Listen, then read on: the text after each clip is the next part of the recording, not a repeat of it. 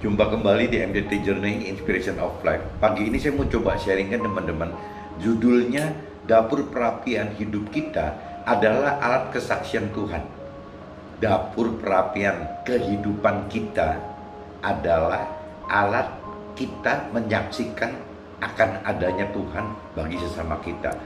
Nah, ini saya coba kutip dari kitab Daniel, teman-teman. Kitab Daniel 3 ayatnya 27 sampai 30. Daniel 3 teman-teman, ayatnya 27 sampai 30. Nah, saya coba bacakan. Berkat dan para wakil raja, para penguasa, para bupati dan para menteri raja datang berkumpul. Mereka melihat bahwa tubuh orang-orang ini tidak mempan oleh api itu, bahwa rambut di kepala mereka tidak hangus, jubah mereka tidak berubah apa-apa, bahkan bau kebakaran pun tidak ada pada mereka.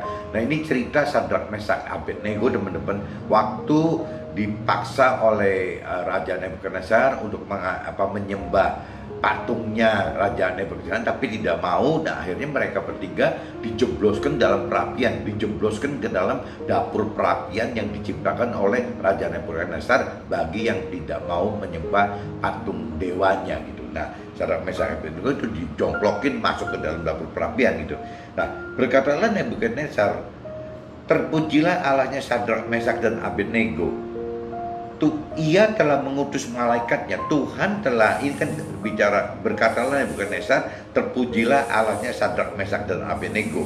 Allah telah mengutus malaikatnya dan melepaskan hamba-hambanya yang telah menaruh percaya kepadanya dan melanggar titah raja gitu, dan yang menyerahkan tubuh mereka karena mereka tidak mau memuja, menyembah Allah manapun kecuali Allah mereka. Nah, ini ditekankan di sini teman-teman, meskipun Raja Nebukadnezar adalah bukan menyembah Allah saja gitu, mereka itu politeisme, tapi Raja Nebukadnezar juga tahu gitu bahwa bagi orang-orang yang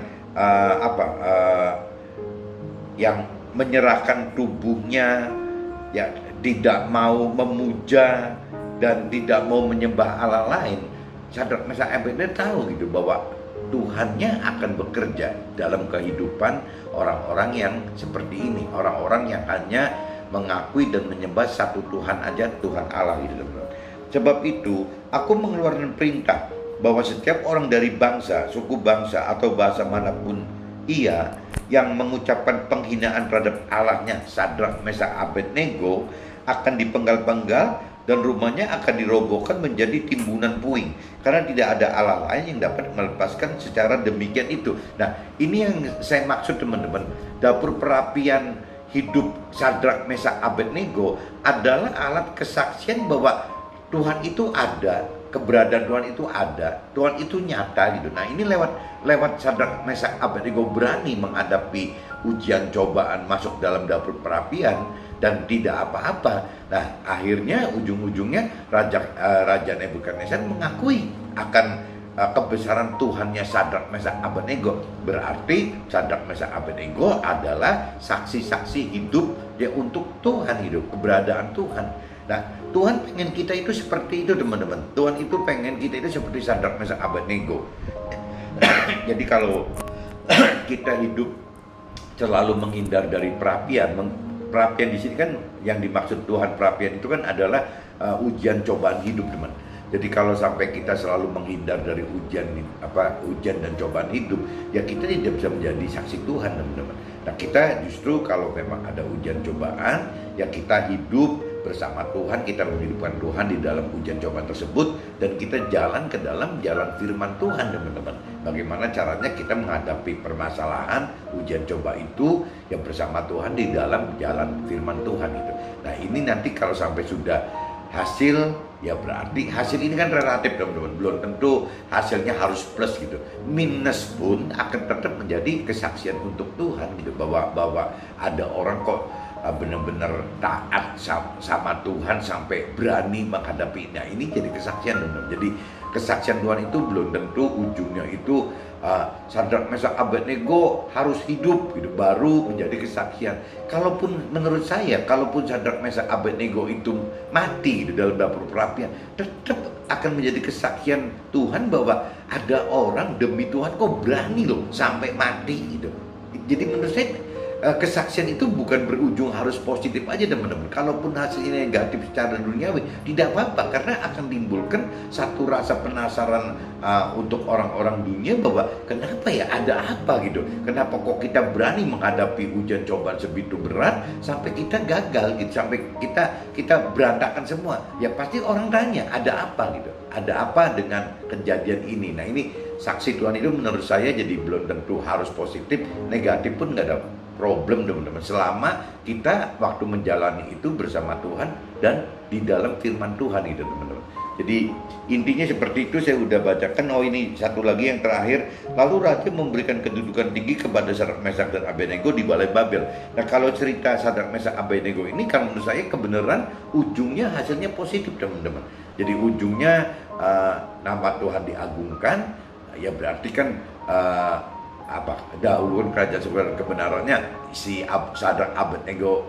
Sadrak, Mesak, Abednego sudah melakukan itu gitu. Carilah dahulu kerajaan surga dan kebenarannya. Nah tambahannya itu ya di ayat 30 teman-teman. Tambahannya dari Tuhan itu, lalu raja memberikan kedudukan tinggi kepada Sadrak, Mesak, Abednego di balai Babel. Nah ini tambahan yang secara duniawi seperti ini. Meskipun tadi saya katakan belum tentu teman-teman parameternya semua orang harus positif dan harus mendapatkan harta dan tahta duniawi gitu, belum tentu. Jadi kesaksian Tuhan itu bisa juga, kenapa ya orang kok seberani ini, ada apa gitu di belakang keberanian ini, ada apa. Nah adapun masalah janji Tuhan nanti bagaimana, ya kita, kalau menurut saya balikan ke Tuhan lagi ya, terserah Tuhan gitu. Nah ini saya udah bacakan teman-teman di kitab Daniel pasal 3 ayat 27-30 udah saya bacakan. Nah terkait juga teman-teman dengan hidup saya itu di Ibrani teman-teman, Ibrani 12, coba teman-teman cari Ibrani 12 teman-teman. Ibrani 12 ayatnya itu 5-17 teman-teman. Coba saya baca secara universal aja teman-teman ya. Dan sudah lupakah kamu akan nasihat yang berbicara kepada kamu seperti anak-anak gitu. Hai anakku, janganlah anggap enteng didikan Tuhan, dan janganlah putus asa apabila engkau diperingatkan Tuhan gitu. Karena Tuhan menghajar orang yang dikasihinya, dan ia menyesak orang yang diakuinya sebagai anak. Jadi teman-teman jangan beranggapan kalau ketemu Tuhan itu seolah Tuhan itu selalu baik itu. Tidak tuh benar. Karena Tuhan itu tidak terlalu mementingkan soal kebaikan. Yang Tuhan perlukan itu adalah kebenaran gitu. Jadi apabila kita ucapkan kebaikan dalam Tuhan, ya sebenarnya itu kebenaran gitu. Kebenaran bukan kebaikan. Karena kalau kebaikan tidak mungkin ya Tuhan menghajar orang yang dikasihinya. Kan kesannya tidak baik teman-teman. Tapi kalau bicara dari kebenaran gitu, ya Tuhan menghajar orang dikasihannya dan ia menyesak orang diakuinya sebagai anak. Untuk apa? Ya untuk sampai mengenal dan mengerti, sampai berani melakukan kebenaran firman Tuhan. Jadi intinya gitu teman, jangan disalah persepsikan kalau Tuhan baik Tuhan itu harus baik gitu. Ya Tuhan itu yang pasti benar gitu, belum tentu baik menurut versi baiknya manusia. Karena baik secara rohani, baik secara Tuhan adalah ya kebenaran gitu. Kebenaran firman Tuhan itu, melakukan kebenaran firman Tuhan adalah kebaikan gitu. Tapi kalau kebaikan bagi orang duniawi kan beda teman-teman. Kalau kita dimanjakan, kalau kita tidak sakit, kalau kita tidak berduka, itu kan seolah-olah kan baik. Tapi buat Tuhan belum tentu itu teman-teman. Saya lanjut teman-teman. Jika kamu harus menanggung ganjaran, Allah memperlakukan kamu seperti anak, di mana kan terdapat anak yang tidak dihajar oleh ayahnya gitu. Nah ini kan teman-teman harus tahu loh bahwa ikut Tuhan itu bukan tidak terhindar dari hajaran atau ajaran gitu. Ya karena memang cara Tuhan mendidik kita ya seperti itu gitu. Tetapi jikalau kamu bebas dari ganjaran yang harus diderita setiap orang, maka kamu bukanlah anak tetapi anak-anak gampang. Nah justru Tuhan ingatkan lagi, kalau sampai kita dalam hidup tidak pernah mendapat satu ganjaran dalam kehidupan, tidak pernah alami, selalu menghindar dari ujian cobaan, akhirnya nggak pernah dapat ganjaran teman-teman. Nah Tuhan bilang kalau seperti itu adalah anak-anak gampang gitu. Tuhan bilang seperti itu gitu. Selanjutnya dari ayat kita yang sebenarnya kita beroleh ajaran dan mereka kita hormati. Kalau demikian bukanlah kita harus lebih taat kepada Bapa segala roh supaya kita boleh hidup. Nah ini Tuhan tekankan juga, bukan berarti ajaran orang tua ayah gitu ya, dalam arti kata mungkin bisa ayah, bisa ibu, bisa kakek, bisa nenek gitu. Bukan berarti mereka orang tua kita itu mengajar salah. Tuhan tidak katakan salah kok. Ya cuman yang dikhawatirkan pengajarannya tidak secara total sampai masuk ke ya tubuh jiwa roh gitu. Yang dikhawatirkan Tuhan itu jangan-jangan pengajaran orang tua kita karena dasarnya dari tradisi gitu, dari agama, dari dari teori-teori agamawi gitu. Yang dikhawatirkan itu ya cuman sebatas ya ajaran tubuh dan jiwa saja, teman-teman. Nah ini rohnya ketinggalan, sedangkan di dalam Tuhan itu kan tidak bisa kita melibatkan seperti orang dunia yang selalu katakan jiwa dan raga. Sampai di lagu pun ada lagu jiwa dan raganya gitu. Jiwa dan raga, raga berarti tubuh, jiwa adalah jiwa gitu. Nah kalau di dalam Tuhan itu kan ada tubuh, jiwa dan roh gitu, ada 3. Berarti kalau bicara rohani kita tidak cuma cukup jiwa, tubuh, jiwa dan raga, tidak cukup tubuh dan jiwa, tidak cukup karena ada roh gitu. Nah yang manusia dunia umum katakan batin itu, kalau menurut saya itu ada 2, teman-teman. Di dalam batin itu ada area jiwa kita gitu, pikiran, perasaan, kehendak kita, dan juga ada area roh gitu, roh Tuhan. Nah ini yang disebut batin menurut saya begitu. Tapi kalau bicara secara duniawi ya cuman anggapnya ya lahir batin. Lahir berarti jiwa, raga atau tubuh, yang batin itu berarti ya jiwa. Padahal menurut versi Tuhan batin itu adalah jiwa dan roh gitu. Nah ini yang kita nanti coba perdalam, teman-teman. Jadi Tuhan katakan begitu, bahwa kalau seandainya kita cuman sekedar diajar oleh orang tua kita, oleh ajaran orang tua kita, baik itu dari tradisi atau dari teori agama, gak cukup, teman-teman. Karena yang Tuhan mau itu adalah ya sampai ke titik ke roh gitu. Jadi jangan cuma berhenti di tubuh, jiwa, rohnya ketinggalan. Ini Tuhan katakan seperti itu gitu. Karena Tuhan adalah segala roh sebenarnya kan gitu. Sebab mereka mendidik kita dalam waktu yang pendek sesuai dengan apa yang mereka anggap baik. Tetapi dia menghajar kita untuk kebaikan kita, supaya kita beroleh bagian dalam kekudusannya. Nah ini bedanya gitu, teman-teman. Kalau cerita orang tua kita kan mungkin umurnya singkat, teman-teman.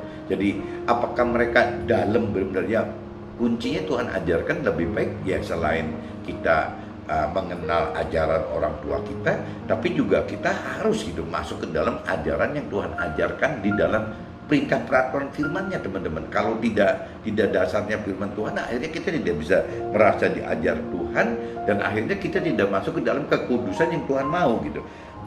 Memang tiap-tiap ganjaran pada waktu ia diberikan tidak mendatangkan sukacita, tetapi duka cita. Tetapi kemudian ia menghasilkan buah kebenaran yang memberikan damai kepada mereka yang dilatih olehnya. Nah ini parameternya gitu, teman-teman. Jadi apabila kita mau taat belajar perintah peraturan Tuhan maksud bukan berarti perintah peraturan itu Tuhan itu pasti kompensasinya dengan sukacita gitu. Justru Tuhan ingatkan bisa kebalik, teman-teman. Waktu kita belajar dengan perintah peraturan Tuhan, justru yang kita alami banyaknya duka cita, teman-teman, bukan sukacita gitu.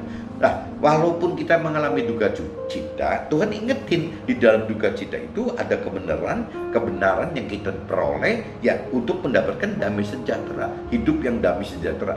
Jadi beda, teman-teman, antara kalau kita perbandingkan sukacita dengan duka cita kan mudah, teman-teman, pasti beda sekali. Tapi kalau kita bicara sukacita dan damai sejahtera, ini beda, teman-teman. Kalau sukacita itu jangan-jangan areanya cuma bicara di area tubuh dan jiwa gitu, itu sukacita gitu. Tapi kalau bicara damai sejahtera itu selain tubuh jiwa juga sampai ke titik ke roh gitu, rohnya itu. Jadi kita tenang aja gitu. Ya walaupun kita menghadapi kendala-kendala hidup di dalam kehidupan ini, tapi di dalam hati kita ada damai sejahtera, teman-teman. Jadi ini beda sekali, teman-teman. Yang dicari oleh manusia itu sebenarnya ini bukan soal kesuksesan duniawi gitu. Kalau kesuksesan duniawi mendapatkan harta yang banyak, tahta yang tinggi gitu. Nah, apa bisa terpenuhi nafsu duniawi? Belum tentu mendapatkan damai sejahtera. Yang mereka dapatkan cuma sebatas sukacita. Sukacita itu ada di area tubuh dan jiwa saja, tidak sampai masuk ke roh. Kalau ke roh itu tidak menuntut harus hartanya banyak baru ada damai sejahtera, harus tahtanya tinggi baru ada damai sejahtera, harus bisa memenuhi nafsu duniawi berarti baru damai sejahtera. Damai sejahtera itu parameternya bukan itu, teman-teman.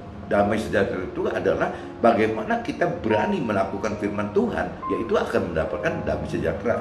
Yang Tuhan maksud seperti itu, teman-teman. Jadi kita jangan sampai mikir bahwa ajaran Tuhan itu ya cuman berujung kesuksesan duniawi, tidak teman-teman. Itu hanya tambahannya saja.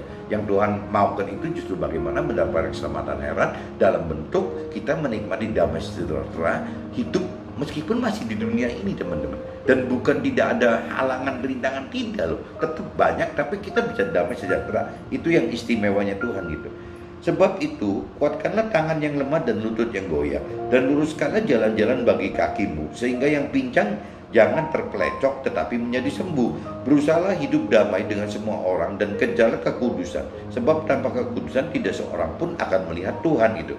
Jagalah supaya jangan ada seorang pun menjauhkan diri dari kasih karunia Allah, agar jangan tumbuh akar yang pahit yang menimbulkan kerusuhan dan yang mencemarkan banyak orang. Janganlah ada orang yang menjadi cabul atau yang mempunyai nafsu yang rendah seperti Esau, menjual hak kesurukannya untuk kepiring makanan gitu.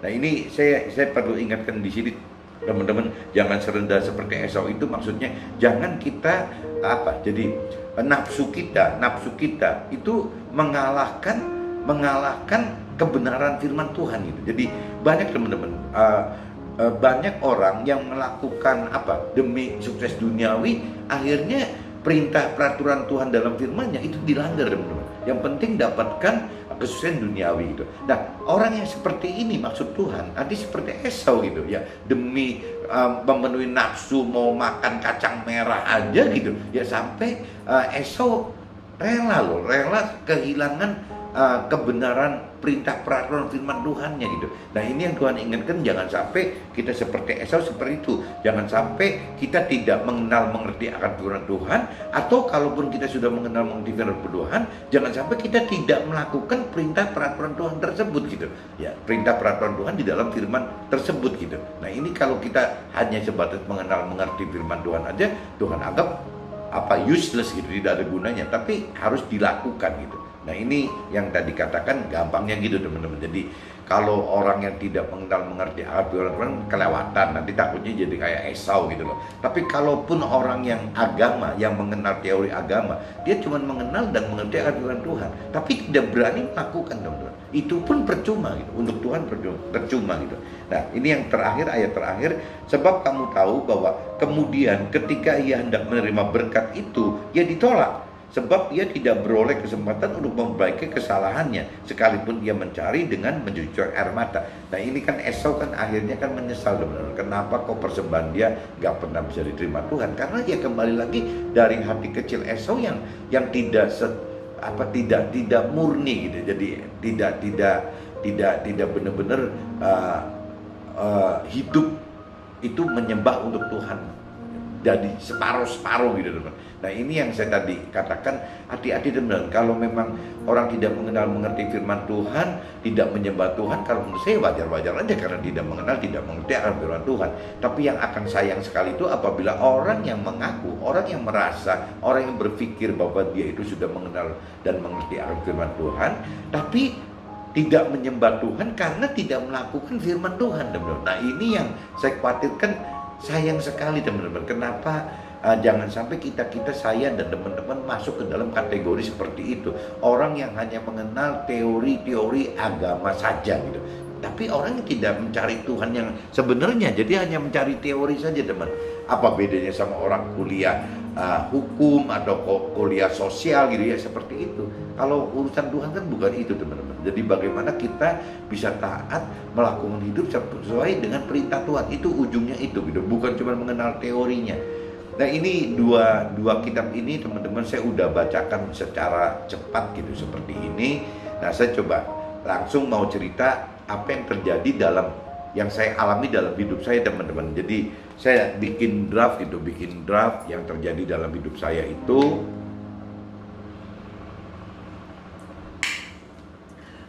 Proses ujian dan cobaan kehidupan yang kita alami adalah dapur perapian yang harus kita hadapi tahap demi tahap, yang akan menjadi alat untuk kesaksian kita sebagai alat Tuhan gitu. Jadi apa yang tadi saya jelaskan waktu awal gitu, perapian yang Sadrak Mesa Abednego hadapi itu di dalam hidup kita juga kita akan alami dalam bentuk yang berbeda-beda gitu. Jadi tinggal problemnya kan kita mau milih apakah kita mau menghindari ujian cobaan melalui dapur perapian itu gitu, atau kita berani bersama Tuhan dan di dalam jalan firman Tuhan kita terobos gitu rintangan-rintangan itu. Jadi ujian dan cobaan itu berarti bukan menjadi masalah, teman-teman, akan menjadi rintangan saja gitu. Kenapa harus rintangan? Karena pasti bisa terlewati gitu.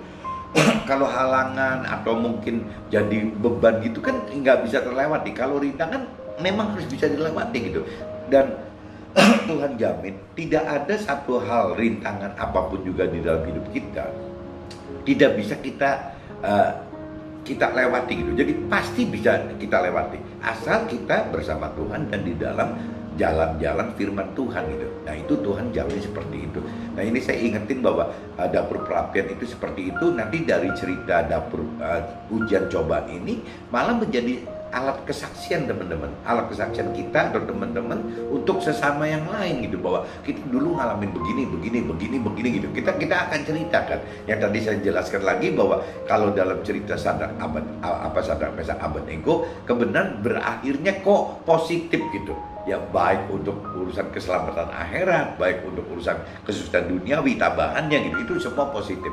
Tapi kalau menurut saya, kalaupun sampai misalnya hasilnya negatif, nggak ada terlalu masalah, teman-teman, karena kita akan dinilai oleh sesama kita bahwa kita ini orang yang radikal di dalam Tuhan gitu. Jadi kita harus berani beriman seolah-olah ya kalau kita paksakan beriman ya akan menghadapi konsekuensi malapetaka. Ya memang harus seperti itu, teman-teman. Jadi jangan mikir konsekuensi resiko malapetakannya dulu. Nanti akhirnya kita tidak beriman, teman-teman. Jadi kita beriman saja. Masalah nanti hasilnya bagaimana terserah Tuhan. Asal kita benar-benar waktu menghadapinya bersama Tuhan dan di dalam Tuhan. Toh Tuhan jamin gitu, pasti kuat. Ya kalau berjalan bersama di dalam firman Tuhan dan bersama roh Tuhan itu pasti kuat. Nah ini yang saya alami seperti itu. Jadi dapur perapian itu, ujian cobaan hidup kita itu tidak cuma satu, teman-teman, tapi banyak macamnya gitu. Jadi ya selalu bertahap-tahap. Bahkan mungkin sampai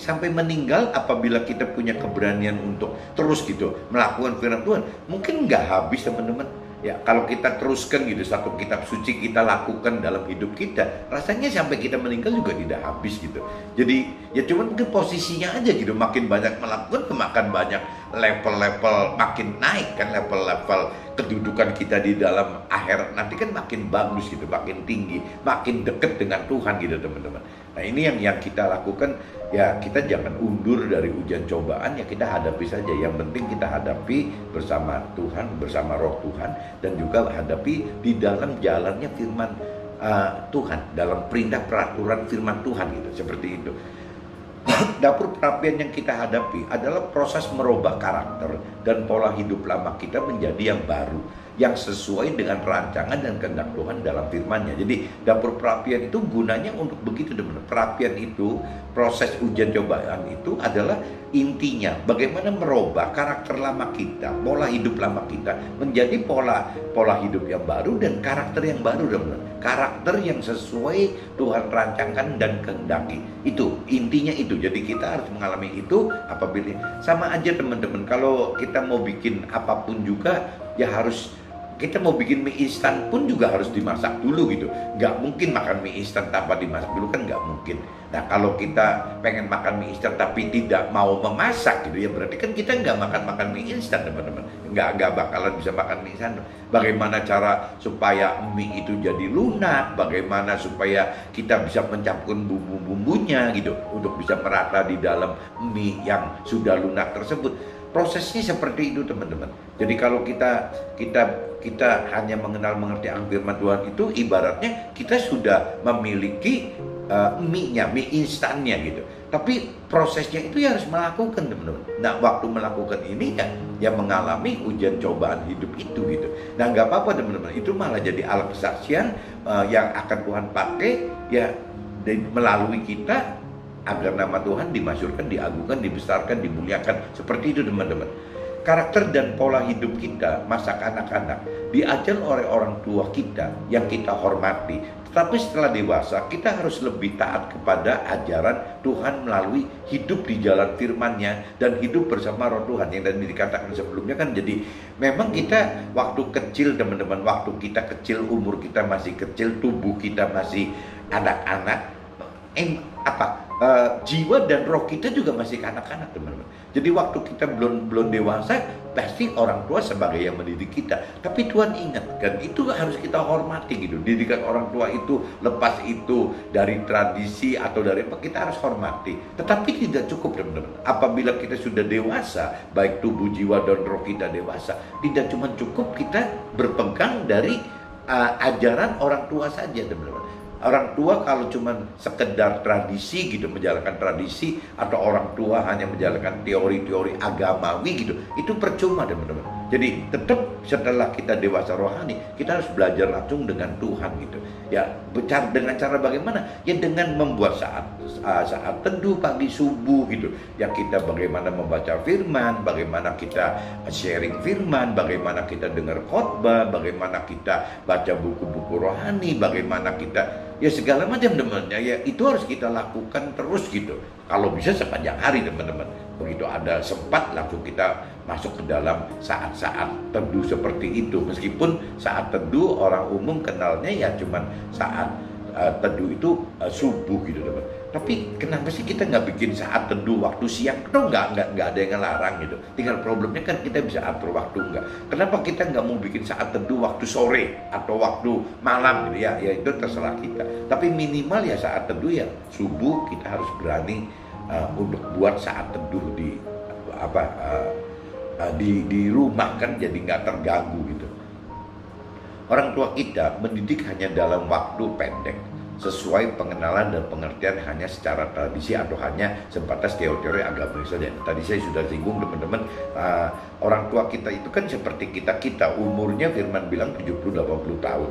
Nah waktu mereka ketemu kita kan cuma bisa deket sama mereka waktu kita kanak-kanak teman-teman. Nah kanak-kanak itu umur berapa sih teman-teman gitu? Mungkin kalau dikategorikan di jadi ada posisi balita gitu kan, istilahnya ada balita, ada juga toddler gitu. Toddler itu apakah ukurannya dari, kalau balita kan bawah 5 tahun, berarti apakah toddler itu 6 sampai 14 tahun gitu. Nah, apakah kategori 6 sampai 14 tahun itu adalah yang kita sebut kita ini masih kanak-kanak gitu.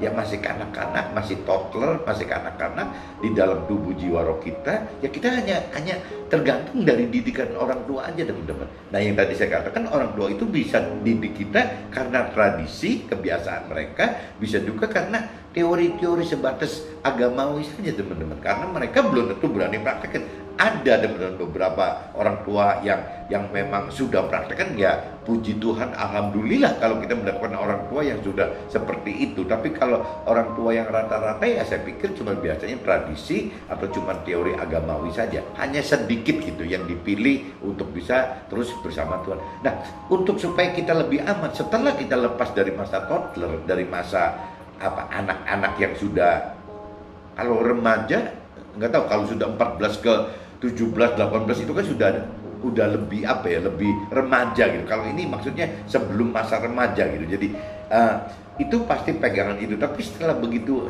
selesai masa toddler, masa kanak-kanak ini gitu ya, kita sudah mulai masuk ke dalam bagaimana kita masuk ke dalam area kedewasaan, baik tubuh, jiwa, dan roh kita gitu. Nah ini Tuhan mulai didik kita, ajar kita. Apabila kita sudah mulai dewasa rohani, ya kita mesti belajar langsung juga dari Tuhan gitu. Belajar ya dengan cara-cara ya firman Tuhan tadi gitu.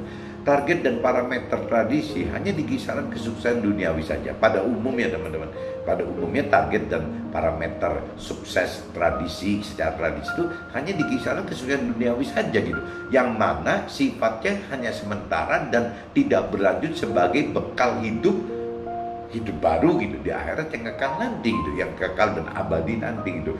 Nah ini yang kadang-kadang kita mesti, kalau kita sudah dewasa rohani, kita mesti sadar bahwa didikan secara teori agama atau secara tradisi, itu biasanya kalaupun sukses cuma sebatas pencapaian kesuksesan duniawi saja teman-teman, tidak mendapat keselamatan akhirat gitu.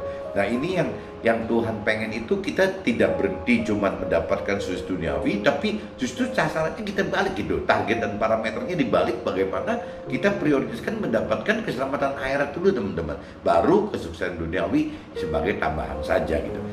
Nah, berulang kali saya katakan juga yang namanya waktu kita sudah mengenal, mengerti akan firman Tuhan dan melakukan firman Tuhan, kita juga akan memperlakukan sukses duniawi itu bukan sebagai alat yang pemenuhan nafsu duniawi kita kok.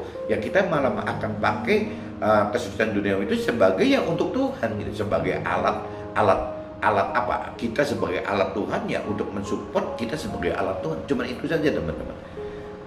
Perubahan dari pengajaran kanak-kanak rohani kepada dewasa rohani, firman katakan tidak mendatangkan sukacita tetapi duka cita. Nah ini sering salah kaprah. Banyak orang yang beranggapan kalau kita di dalam Tuhan pasti ada sukacita gitu, padahal waktu prosesnya kita tidak akan alami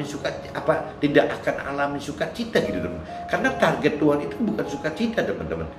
Apa target yang saya tadi katakan, target Tuhan itu damai sejahtera, bukan sukacita. Jadi kalau saya coba baca, habiskan ya teman-teman, perubahan dari pengajaran kanak-kanak rohani kepada dewasa rohani, firman katakan tidak mendatangkan sukacita tetapi duka cita.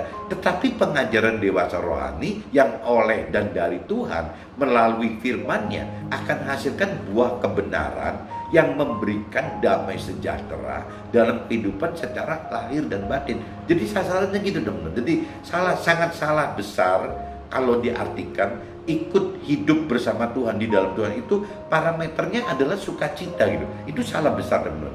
Parameter hidup di dalam Tuhan dan bersama Tuhan adalah damai sejahtera, bukan sukacita gitu. Jadi bahkan untuk memproses dari sukacita mendapatkan damai sejahtera itu malah harus melewati duka cita teman-teman. Jadi bukan dengan mempertahankan sukacita ya, kita akan tidak mempertahankan sukacita, kita akan menerima menjalankan duka cita demi mendapatkan damai sejahtera.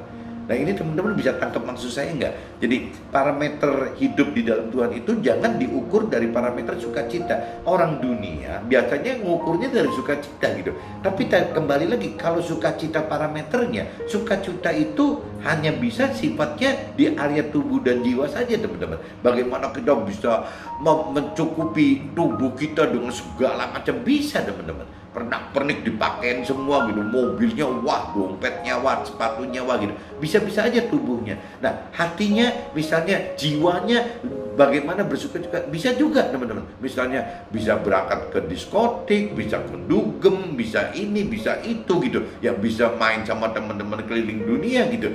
Itu bisa dilakukan. Bahkan mungkin orang sebagian, malah orang kaya, orang sukses pada narkoba gitu, larinya ke narkoba, ke minuman keras, ke mabuk-mabukan gitu. Itu bisa teman-teman. Tapi kan sebatas jiwa.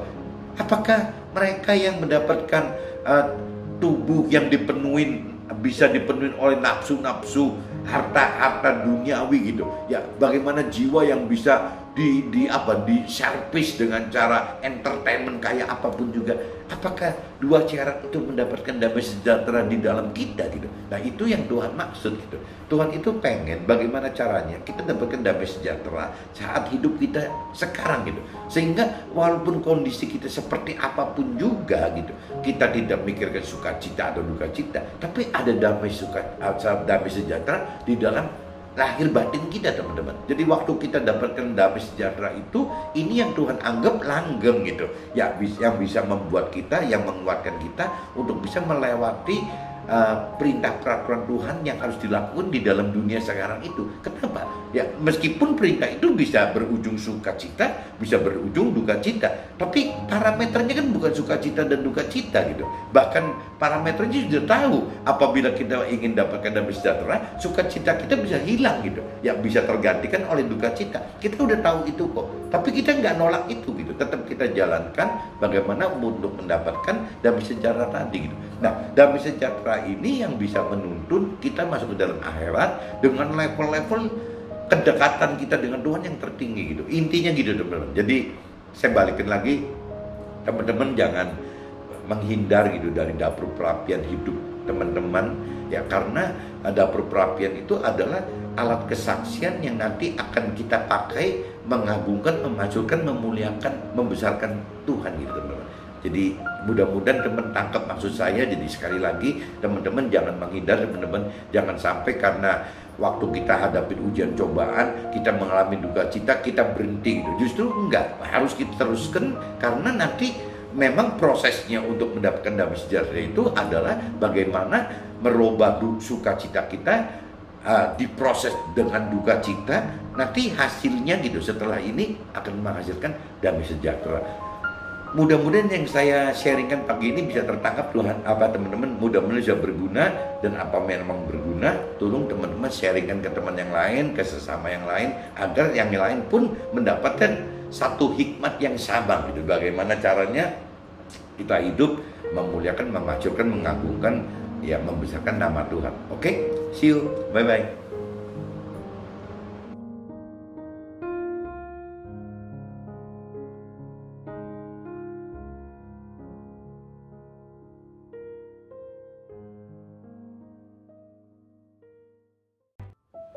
One minute to better life. Permasalahan timbulkan ujian dan cobaan yang mengakibatkan duka cita gitu. Hal ini dasar untuk lahirnya kedalaman firman Tuhan dan juga peningkatan iman kepada Tuhan. Oke?